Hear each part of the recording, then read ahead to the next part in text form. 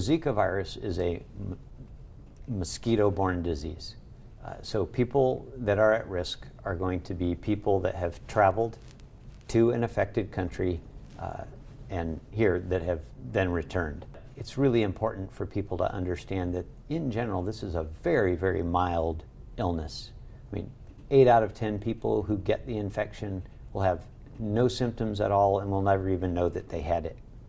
Most of the remaining 20% will have a mild infection, almost like a cold.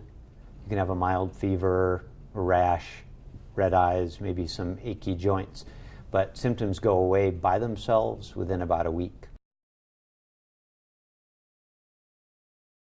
This outbreak was first identified in Brazil, and what brought it to people's attention was an increase in a particular very specific birth defect. We call it microcephaly. This is essentially a smaller than normal skull and brain.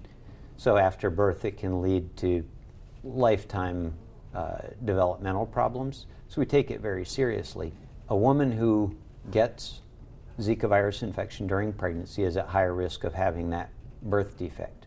For pregnant women, our message is that anyone who travels to an affected country while they were pregnant, that they seek medical advice pretty quickly to understand whether they need testing and what kind of monitoring that they need to have through their pregnancy.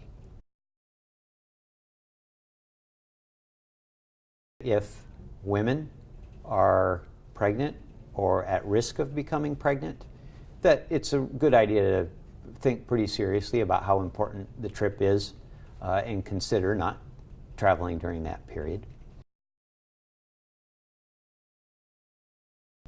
People who return with the infection, it is possible that mosquitoes that bite them could transmit it to another person near them. That risk is very low. A way to prevent it is just for people who have returned to be really careful about not getting mosquito bites for the first week that they're back. So wearing insect repellent, staying indoors as much as possible, air conditioning, good screens on the windows and doors,